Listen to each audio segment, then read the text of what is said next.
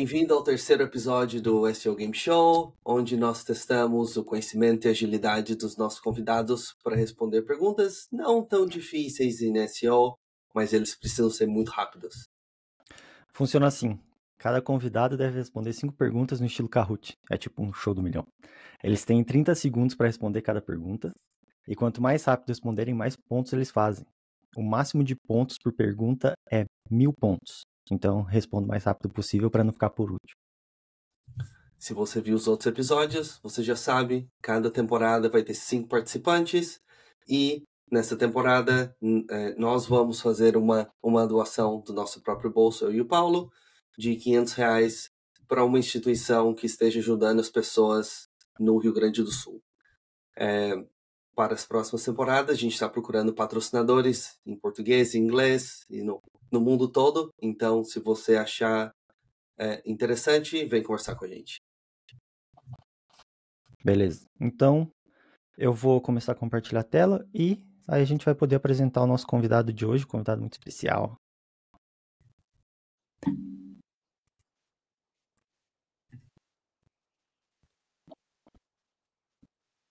Queria que tivesse uma musiquinha agora, tipo um show do milhão. Tararara. Bem, mais uma vez aqui com o nosso convidado de hoje. Clóvis, por favor, se apresente para a nossa querida audiência. Olá, gente, tudo bem? Como está escrito na tela, sou Clóvis Santos, sou gerente de desenvolvimento e otimização web, conhecido como SEO na Apps3, uma agência consultoria focada em branding e marketing digital. Atuo nessa empresa desde 2015, então tive o prazer de trabalhar com o Paulo lá por algum tempo e fiquei muito feliz pelo convite para participar dessa brincadeira um pouco séria, que é uma área que a gente gosta bastante. E nesse momento eu tenho medo de errar todas as questões e passar vergonha. Mas, como é uma brincadeira, nem fui estudar nada, né? Então vamos ver o que acontece e torcer para tudo dar certo. Faz 15 anos que você está estudando já, trabalhando com SEO todo dia. Já faz algum tempo, mas a gente nunca sabe de tudo, né? E quem sabe de tudo está errando bastante. Então, prefere acreditar que alguma coisa não está certa para acertar. Maravilha. Então, vamos pro jogo, certo? Preparado, Clóvis? Bora! Preparado eu não tô, mas vamos lá. Vamos que vamos. Você aguentou o Paulo por ano, você está preparado para tudo. Vamos que vamos. Verdade. Um pouquinho de pressão. O ranking. A Lisane fez 4.004 pontos. O Rafael fez 3.527 pontos. E o máximo são 6.000 pontos. Então você tem que responder rápido para não ficar em último. Brilha. Vamos lá. Primeira pergunta. No Core Web Vitals, o que significa INP? Olha lá. Rápido, hein? Foi rápido. Será que passou dos 900? Ó. Isso é bom? Isso é bom? Isso é Isso bom, é o bom. máximo é 1000. Pô, legal, cara. Talvez seja a única que seja tão rápida assim. Vamos lá. Você investe bastante no Core Web Vitals? Tem cliente que pede bastante? Ou qual que é a atenção que você dá, considerando tudo que você tem que fazer? Cara, é assim. Varia bastante de cliente para cliente que eu trabalho nos dias de hoje. E muitas vezes as plataformas que eles possuem impossibilitam uma otimização mais adequada. Então a gente trabalha com o que a gente tem. Então a gente busca sempre uma solução fora, eu não vou falar fora da caixa, que é meio todo mundo fala, mas uma solução mais focada no que o cliente pode entregar. Então, quem trabalha com VTEX sabe que é um problema, às vezes, você conseguir bater essas métricas. Então, a gente busca outras alternativas, né? Quando é um site que a gente tem, um CMS que a gente tem mais controle e tal, e a gente foca, assim, nas principais métricas. Porque bater 100% é impossível e o ganho é substancial, é muito pouco, assim. Então, existe uma mentira, eu vou falar uma mentira de mercado, né? Mas um erro, a interpretação de mercado que acha que o site mais rápido vai ranquear melhor. Na verdade, é uma parte, né? Então, o todo é muito maior. Então, se todo o resto estiver funcionando bem, ou a maioria estiver tudo ok, a gente busca entregar o melhor que dá. Então, e muitas vezes a gente não consegue e não vai conseguir. Então, a gente não sofre muito com isso. A gente procura muito mais tratar essa página, que é página por página, como um produto mesmo e deixar aquilo mais perfeito possível, do que olhar para métricas menores. Então, a gente busca o máximo que dá, mas não é uma obsessão. Uhum. Eu acho que muita gente tem essa obsessão porque é uma das poucas métricas que o Google te dá, que vem do próprio Google, sabe? Sim. Então, é uma coisa que fala, o Google tá dizendo que tá bom, ou que tem que melhorar. Então, parece uma coisa que tá mais em controle das pessoas, mas eu penso exatamente do mesmo jeito. Sim. Não é exatamente uma prioridade o Core Web Vitals em si. Talvez se a página estiver ruim, as pessoas não conseguem visitar, elas saem da página ou não convertem por causa disso, sim, mas isso existe independente do Core Web Vitals. Sim, sim. A gente olha para o usuário como o nosso cliente de verdade, né? Então, até o termo usuário eu acho um pouco errado, né? Porque aqui no Brasil, pelo menos, o usuário não é um negócio É legal. outra coisa, Então, é verdade. é outra coisa. Então, quando a gente olha para o cliente, a experiência que ele vai ter, a gente toma cuidado com isso. E dentro do possível, a gente entrega o melhor, né? Se a gente considerar um SMS como WordPress, bater 99 é fácil, inclusive.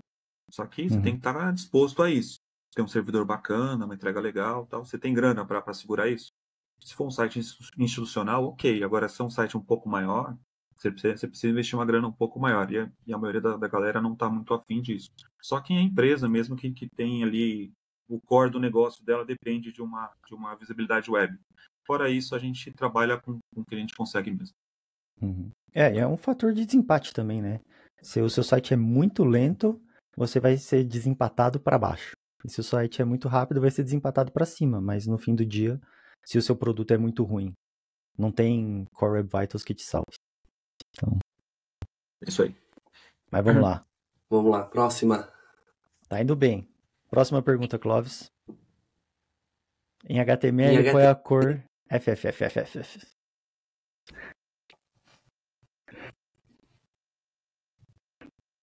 Então, acertou mais uma vez, vamos ver quantos pontos. Ou tá indo super bem. O negócio tá bem, Que hein?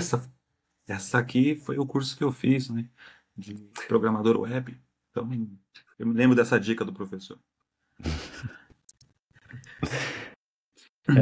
Tem ainda valor em aprender HTML hoje em dia, Clóvis? Ou você acha que o ChatGPT substituiu isso completamente? Olha aí, as pessoas vão começar a me odiar um pouco, porque não há nenhuma ferramenta que substitui uma análise humana bem feita, olho no código, entendimento das coisas. Então, quando eu comecei a trabalhar com SEO, uma das primeiras coisas que eu fui aprender era entender o código que eu estou olhando. Porque olhar só o front, a palavra-chave não está. Ela pode estar lá, mas se o Google não vê aquela palavra, você não vê aquele conteúdo, não faz nenhum sentido. Então, o HTML básico, hierarquias, construção, peso de página, folha de estilos, tudo isso é o mínimo que o profissional precisa entender para ele conseguir olhar um código HTML renderizado, né? Porque hoje às vezes o renderizado nem é tão assim o HTML, mas o renderizado, ele precisa entender o que tem ali. Precisa entender que tem um JavaScript que está fazendo com que parte do conteúdo fique oculto para o Google, mas está aberto para aquele usuário. Será que o Google vê aquilo? Então, e com todo respeito, assim, as ferramentas, independente de qual seja, elas só vão te dar aquilo que você perguntar para elas. Se você não souber perguntar, não adianta, entendeu? Então, se a pessoa não estudar um pouquinho, não tiver essa curiosidade, ela não vai saber fazer pergunta. E quem não sabe fazer pergunta só vai ter resposta ruim. Então, é importantíssimo a pessoa entender o que está ali na página. A gente já trabalhou em projeto junto no passado, cara, que estava tudo funcionando. E eu descobri no último minuto que o Google não viu o site porque bloquearam o bot do Google Mobile, sacou? Então, assim, cara, como eu descobri aquilo? Porque eu fui procurando, sabe, entender o que estava acontecendo. Então, assim, é importante que a pessoa consiga entender os códigos, entender como funciona, como consiga pensar. Se ela for simplesmente um apertador de parafuso, um operador de ferramenta, ela, cara, tipo, não adianta você dar as melhores ferramentas para uma pessoa que não sabe construir nada. Ela vai construir alguma coisa com ferramentas boas, mas é uma coisa muito ruim. Então, é o mínimo, assim. Então, quem trabalha comigo, com quem eu já trabalhei, a gente sempre olhou para o código. Eu tenho inúmeras hacks aqui no computador, tenho extensões que a gente utiliza, mas quando a primeira semana que a pessoa trabalha com a gente lá na agência, eu não passo nenhuma extensão para ela. E eu peço para ela mostrar as coisas na tela, sabe? Se ela não conseguir encontrar um link dentro de um código HTML, ou entender porque tem um texto oculto, pô, a gente tem um grande problema. Porque, eventualmente, numa reunião com o cliente, ele pega o computador dele e fala, me mostra. Você faz o quê? Ah, eu perdi minhas ferramentas, e agora? O que eu faço? Sabe, cara? O Superman voa sem a capa, mas ele tem a capa ali só pra ficar bonito, entendeu? Então, tem que ter, não adianta. Tem que saber, é isso. O Superman voa sem a capa. Pô, Esse é o corte do esse é o episódio, corte hein? do episódio. Sensacional. Vamos pra próxima. Nada a comentar depois dessa aí, Gus. Eu não vou seguir essa. Vai você daí, se você quiser. Eu falei que eu não vou fazer nenhum comentário depois dessa aí. Foi sensacional. Se você quiser, você fala aí. Vamos Próxima pra pergunta. Clóvis. Vamos lá. Diga. Próxima Bora. pergunta. O que o Disallow barra faz com o site? Desindexa? Bloqueia rastreamento? Já respondi. Não, você tem certeza que não é muda a cor de fundo, cara? Olha, aí depende.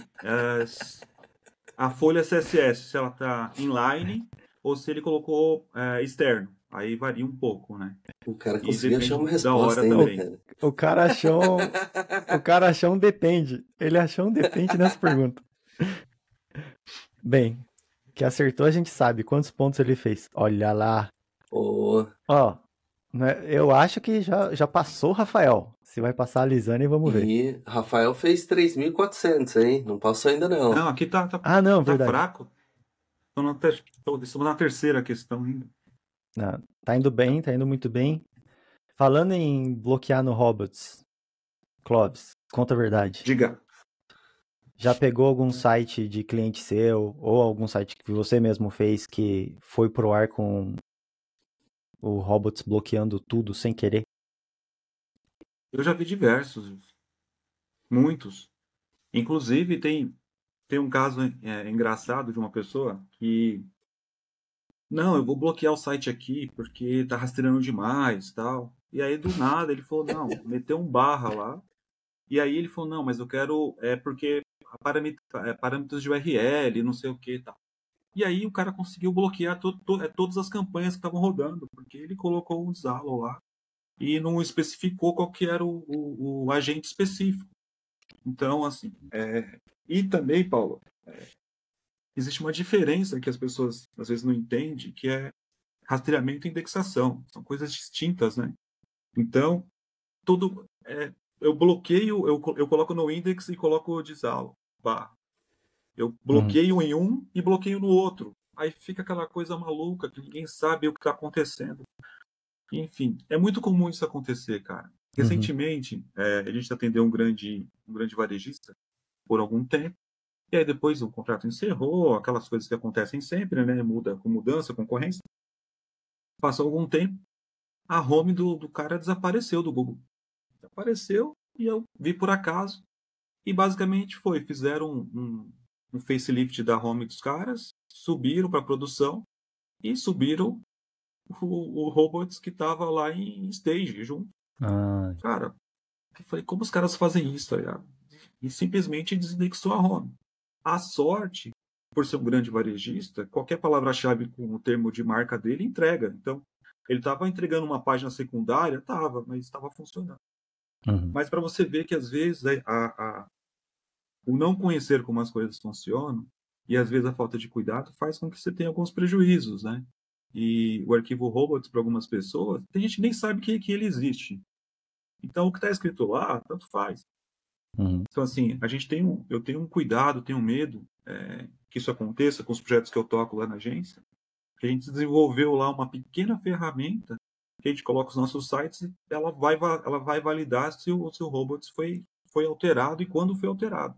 Porque se foi alterado, eu quero saber que foi alterado, se foi adicionado, se foi removido alguma coisa. E tem aquelas nossas rotinas diárias, né? Que tem a pastinha chamada clientes, que você clica, abre todos os clientes, e você tem as suas extensões que faz a primeira validação. até você ver alguma coisa errada. Então, é algo que algumas pessoas não fazem. E quando acontece um problema, nossa, fui surpreendido aqui, tá uma semana o negócio bloqueado e a pessoa não sabe o que aconteceu. Enfim, mas é muito comum, cara, isso acontecer. Mais do que a gente imagina, sabe? É muito comum. Teve um freela que chegou pra mim, que era um site de uma financeira nova, que tava com cripto, AI e todas essas histórias novas aí que brilham no escuro. E ele falou, você pega o meu projeto, eu já tenho o site faz 3 meses, não tem nenhuma visita do Google. Primeira coisa que eu fui ver, o Robots. Eu vi que tava lá com o Desalobar, eu falei, pego. É o projeto mais fácil que tem, claro que eu pego. Daí eu mandei a primeira lista de recomendações, ele fez, claro, tirou o Desalobar e começou a ter tráfego com a marca dele pro site dele. Já tava super feliz. Então, Sim. tem muita oportunidade por aí. Talvez uma ferramenta que rastreie todos os sites, todos os robots, vê se tem Desalobar e faz uma prospecção no LinkedIn. Tá aí uma ideia. Mas aí você cometeu um pequeno erro, né? Se tem Desalobar, como ele vai rastrear o site? Dá um jeito. Contrata Só se for uma lista pré-definida, aí faz sentido. Uma lista de backlinks do Ahrefs que alguém linkou para aquele site, não organicamente. Seria incrível. Bem, penúltima pergunta. Vamos lá. Clóvis, qual a maneira mais rápida de remover uma página do Google? Manda um zap pro John. Ferramenta de remoção temporária. Tá aqui, essa ficou pensando um pouquinho mais, hein, tá? Acho que a gente tá deixando um pouquinho mais difícil agora. Imagina. Sim, porque existem várias formas, porque você colocou a forma mais rápida, né? Mais rápida. Então, mais rápida. Tá até negritado aqui, ó. Não, eu até pensei que o John receberia um zap e faria um botão vermelho assim, tal, mas se ele tiver uma demanda muito grande, daria um pouco mais de problema. Eu quase, assim, na minha mentira, quase cliquei na primeira. Mas aí eu vi a segunda e falei, não, a segunda faz mais sentido, porque eu fiz isso recente também. Essa é a nossa pergunta, se você já usou.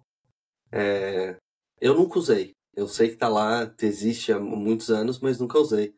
E é rapidinho mesmo? Sai na hora? Sai uns dias depois? Sim. É assim, eu crio um site de teste para fazer algumas coisas. Às vezes eu preciso testar um plugin do WordPress. Antes de comprar, eu pego uma versão e coloco lá para testar. Às vezes a gente tem problema com isso. E eu estava fazendo um teste de umas coisas nesse sentido. E eu olhei o Search Console e começou a aparecer um monte de visita, assim, para uns termos estranhos, né? Aí, obviamente, foi invadido o site. Por algum plugin, alguma brecha que tinha. Cara, eu só quero uma infinidade de coisas, assim, muitas URLs e tal. E não tem como você fazer um por um, né? Aí que eu fiz? Deletei tudo do site, só que aí continuava ainda tendo acessos com 404. Aí a ferramenta, basicamente, eu coloquei lá, e qual era o problema que eu tinha? Quem hackeou colocou tudo depois do index.php. Então, eu corri o risco de bloquear o site inteiro, por causa da... Ou você coloca uma URL exata, ou você põe um diretório lá para ele fazer o bloqueio. Aí eu consegui fazer isso lá, assim, foi de um dia para o outro, desapareceu tudo. Limpou, assim, fiz no começo do dia, assim. No outro dia já não tinha mais nada aparecendo no Google indexado. E era um site de teste, então com nada de relevância. Então ela funciona muito bem. Então é um problema utilizar isso para quem não tem um cuidado extra, porque você pode simplesmente remover um grupo de páginas, o site todo, de uma hora para outra. Mas é uma ferramenta que, em casos de urgência, ela faz muito sentido você utilizar. Então, para grandes portais, de repente sai uma notícia que não era para sair, ou você precisa eliminar o quanto antes daquilo porque foi um erro, ou tinha uma informação pesada. Então, sei lá, imagina que o cara fez um anúncio e colocou iPhone a 10 centavos, sei lá. E Isso vai para o Google, vai para o cache. Hoje é difícil mais acessar o Poco Cache, né? Você não tem isso lá na interface, mas a pessoa acha isso. Então, é legal você poder saber utilizar essa ferramenta e saber utilizar. Depois do tempo que ela faz a remoção, lá não volta mais, até o Google encontrar aquele link novamente. Né? Se ele encontrar, ele tem que rastrear e eventualmente indexar. Mas funciona muito bem. Eu recomendo o uso, com cuidado, mas funciona legal.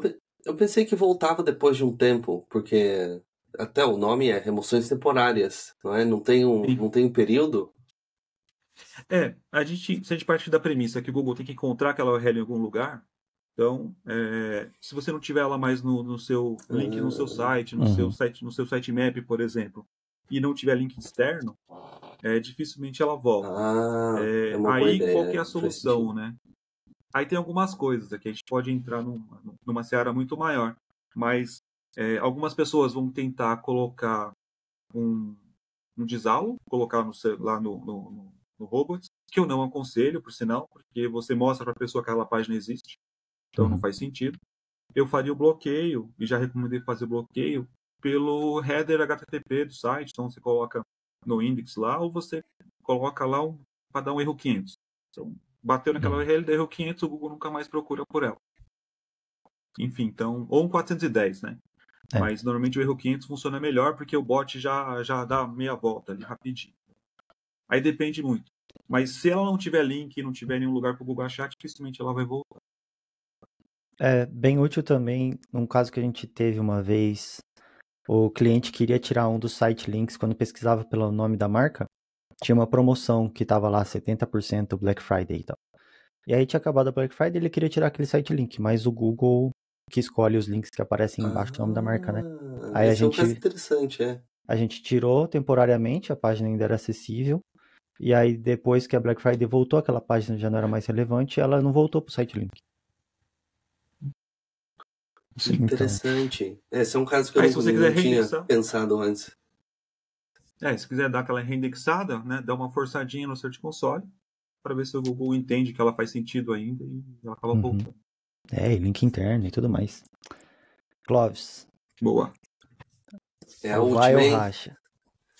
É a última agora? É a última. Essa é a última. Ela vale o dobro. Então, se eu errar, eu fico em último. Se eu acertar, eu vou bem, é isso? Exato. Vamos lá. Mas agora acho que você vai acertar essa, hein? Vamos. Eu leio essa então. Vamos lá. Vai lá, Gus.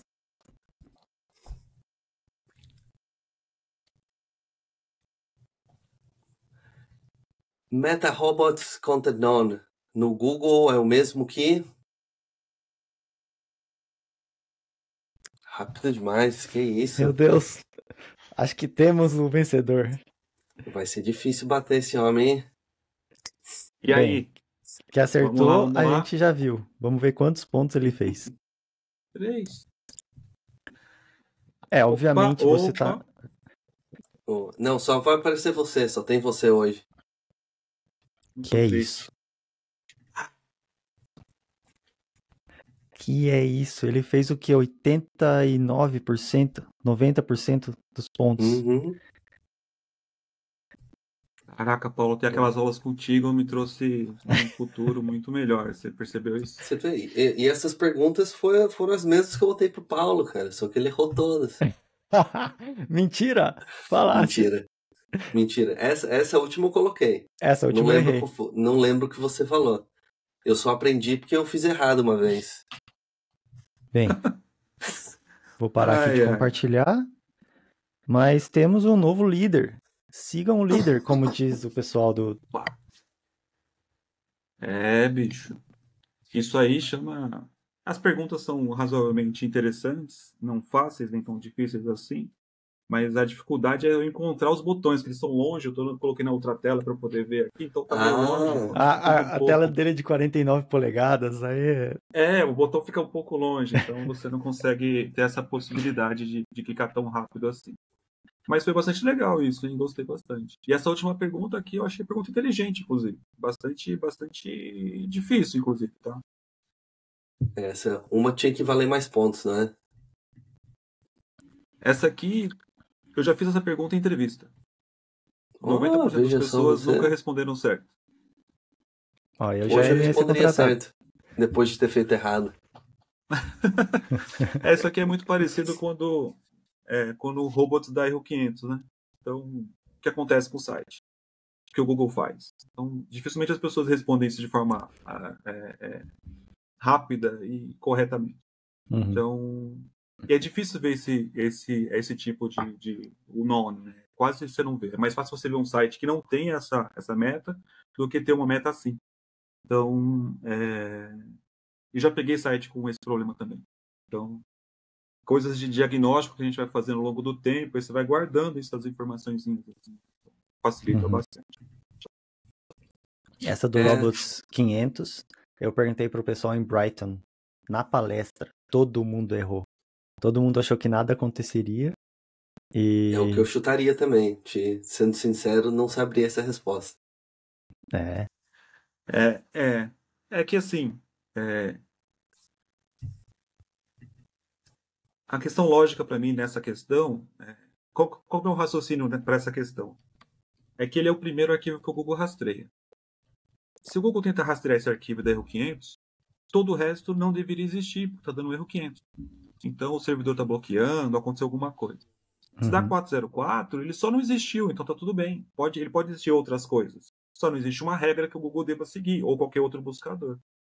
Então, partindo dessa premissa de entender, né, desde o princípio, né, rastreamento, processamento, indexação, então, a lógica eu acho que ajuda um pouco, às vezes, quando você tem tempo para poder pensar. uhum. No dia a dia de trabalho, você tem isso. Talvez num quiz como esse, ou numa palestra que alguém tem que levantar a mão e responder rápido, vai ser um pouco mais difícil, né? Mas não é algo tão difícil assim, eu imagino. Sim.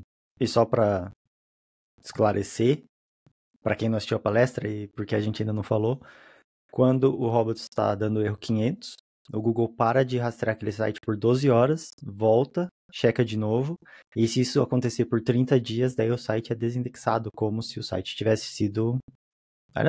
como se o domínio tivesse sido expirado, alguma coisa assim. Porque o Google tem que também economizar os recursos deles, né? Então, não defendendo o Google, Deus me livre, mas Nós estamos aqui para isso. é, Mas são as regras, né? são as regras.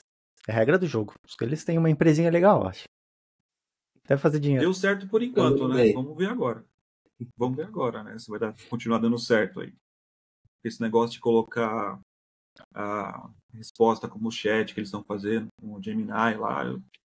Eu tô usando, eu coloquei isso, eu consegui o acesso beta há algum tempo. Cara, eu nunca usei. Aparece a resposta, eu vou no orgânico. Eu não sei porque eu trabalho com SEO há muito tempo, se para mim não faz muito sentido, ou se é porque as respostas não são tão boas assim, ou se é Uhum. porque eu acho que é um gerador de lero-lero, sabe?